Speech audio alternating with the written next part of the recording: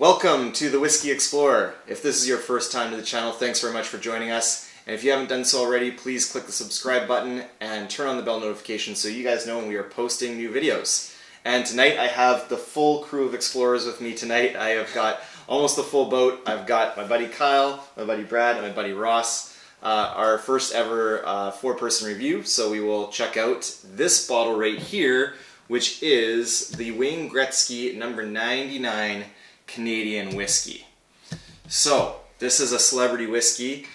We were just actually talking about it just briefly before rolling the camera. Some kind of mixed reviews on this one. Some people think it's good, some people not so great. What to tell you guys about this whiskey? It is bottled at 40%. So I'm not a fan of that ABV. So that 40% 80 proof. It doesn't have an age statement. So no age on that as far as we know. We don't know how long it's been aged for. Wayne Gretzky, of course, famous Canadian hockey player. He actually has a winery as well up in the Okanagan Valley in BC.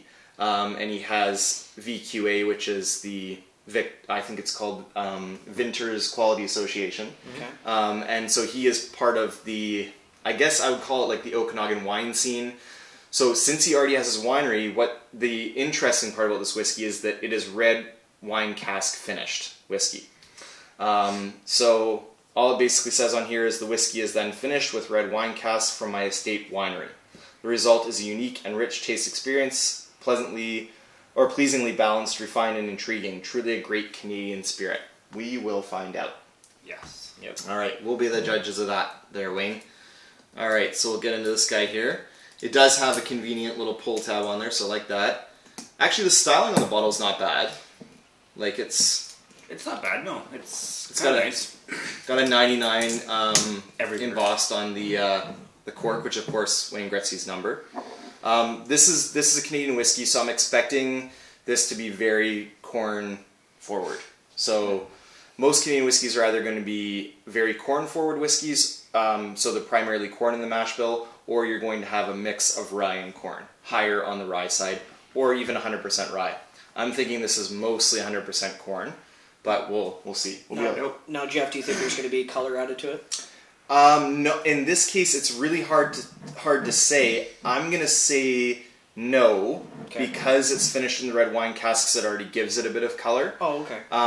But because it doesn't say on there, I'd have to actually change my mind on that and hazard to guess that it is colored. Okay. And the reason being for that is that consistency across the board. So you see them, lined up at the liquor store.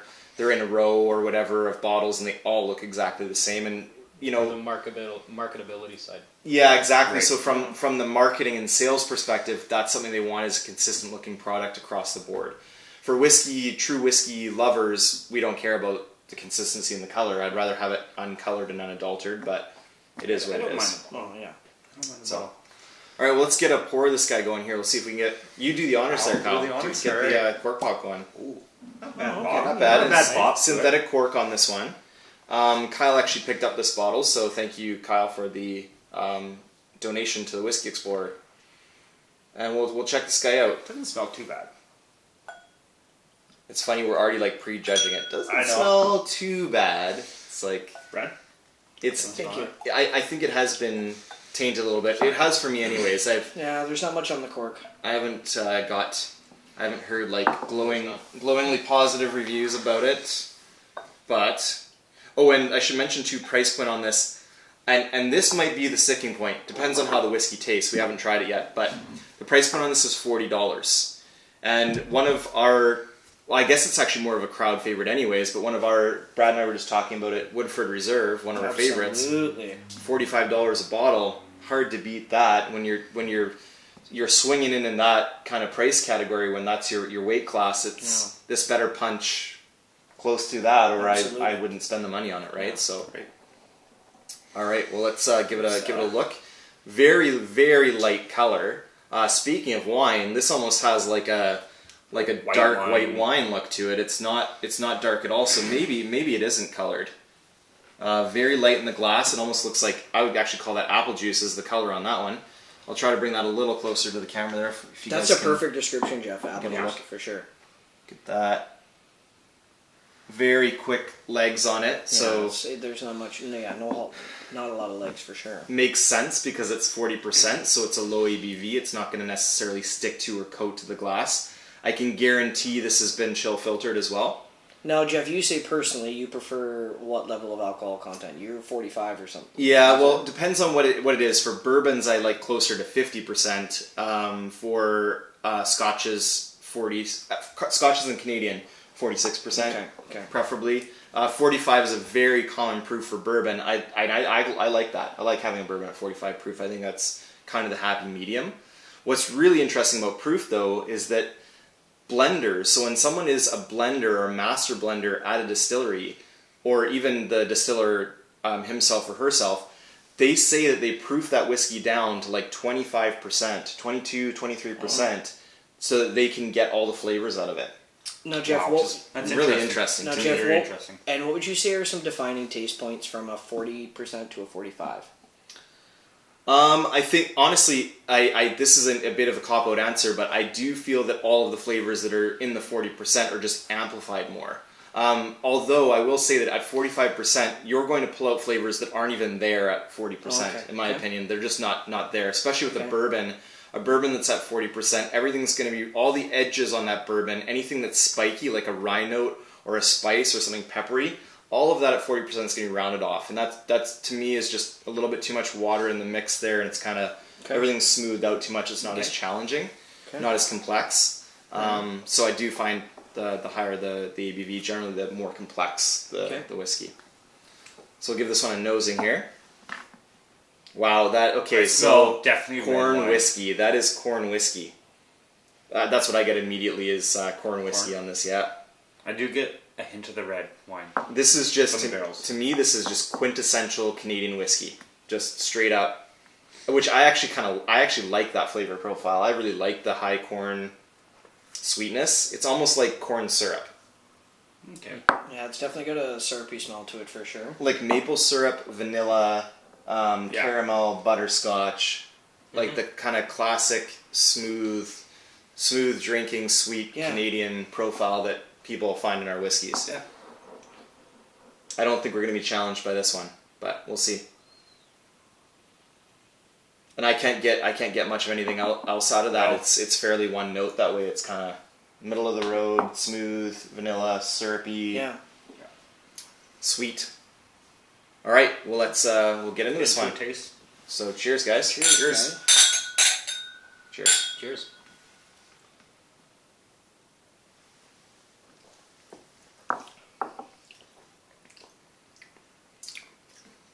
Oh, that's weird.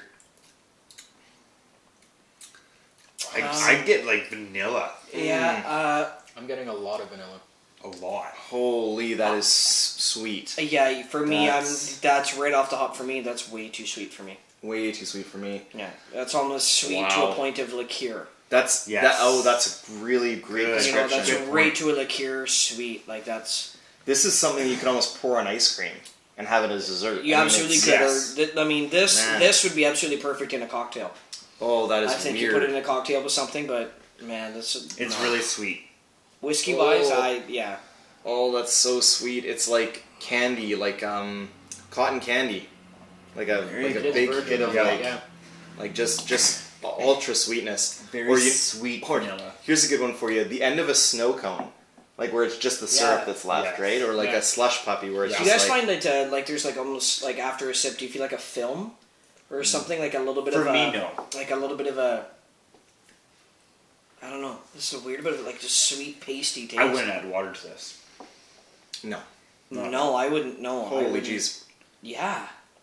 It's a different one. This is so different.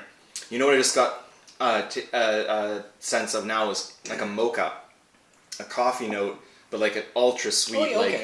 Or you go to very Canadian and very topical of Wayne Gretzky. Tim Hortons. To go to Tim Hortons. And you get their ashtray coffee, and it's just like you've got that person coffee, that person who's serving it to you, and they've put like 3 sugars in instead of 1. That's sort of the flavor note that I got. That's very sweet. Milk chocolate almost like, but not. I unfortunately have to say, to me, not in a good way. It's just it's a little bit fruity, but it's so sickening. It's like that cloying sweetness that I don't like. Now, Jeff and Cal, maybe you could point into this. What's the price point on this bottle? For this one, I think it was about 38. Yeah, 39 before 40 tax. bucks. Okay. Yeah, so $40. You know, I mean, that's about what it's worth. I think. Mm. You know, it's for me. I think it's worth less. that's That's like I said. Like Woodford Reserve is another $5. I'd pay the extra $5 for Woodford any day. hands down. Yes. Hands down. It doesn't By even. far. This should be Canadian Club priced. One thing for me, just like if we're talking about it, one point that I'd like to make is that I'm not an advocate of the Wayne Gretzky name on the bottle. No, and I would like it Yeah. for me. I think it Good would point. do better if it was number 99 Red Cask Premium and then Agreed. left at that. I Yes. just said that to Yes. I think the Yes, label yes. is fantastic. I think all of it is good. And I like the Wayne Gretzky signature on the back of the bottle that you can see. But I think when you put Wayne Gretzky in the name, I think it would be more beneficial to just be number 99. Because us Canadian people are going to know who number 99 is. Okay, Yeah, fair enough. I actually have a correction for you guys. This is not his winery is not in. Oh, it might be. Anyways, it says produced and bottled by Wayne Gretzky Distillery, Niagara on the Lake, Ontario. I would hazard to guess that's where his winery is as well. So probably not the Okanagan. We're always learning here on the Whisky Explorer Exactly. as we go. Maybe it was. It's probably there is a huge wine country in Niagara on the Lake, so it's probably there that his wine is. But One thing to say, Ross, would you buy this bottle? I would not. No.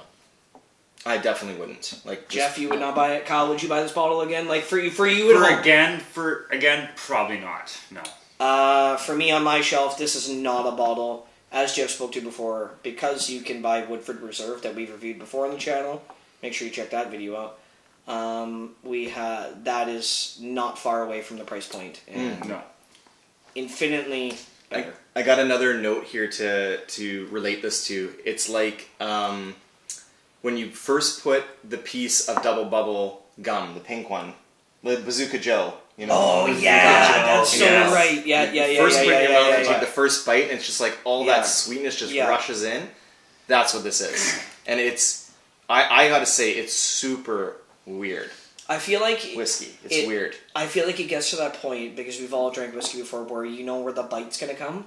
It's And I not feel there. like that it It's pretends that it's going to be there. No. And they're like, okay, here it comes for that bit of a bite where you're like, oh, I'm drinking whiskey. And then it's like, nope, Nope. I'm all sugar and all sweet. I think it'd be That's better if crazy. it came out with like a spice hit and then kind of mellowed out to like a vanilla sweet Yeah. hit afterwards, just to mellow it yeah, out. All you need to do with this whiskey, it's to me, it's pretty obvious, and surprising that whoever their master blender is wouldn't have thought of this. You gotta add rye to this. You should put like 50% or more of rye into this mash bill. Good rye. It has to be good rye. It can't just be crappy rye. And you gotta take that. If this is a $40 bottle, think about what you can get there for $40. That is not this. Absolutely. That's a major hit to me. This should be priced like Canadian Club, maybe a little bit higher, maybe Crown Royal, $28. That's the maximum. Not on this. 40. Not 40. Yeah. It would be interesting Not at to all. know is that if this, Right. where we could find this locally, to find out what the cost on this is in a lounge or a bar. You mean like for a pour? For a pour. That would be interesting to know. I can't see them charging any more than $8 or $9. Well, and even that's a stretch. I believe. Yeah, it Yeah. is. It is. Yeah, no, I wouldn't buy it again. All right, guys. Well, you heard it first here on the Whisky Explorer. Don't. This one is a swing and a miss for Wayne. Just definitely no goals and no assists on this one. On this one, he fanned on a one-timer. He found it definitely on one timer. went wide. Absolutely. Hockey Why? reference. Everybody get that? I like it. Yeah. Well, all right, guys. Until next time, may your sails be full and your drams be fuller. Cheers. Cheers.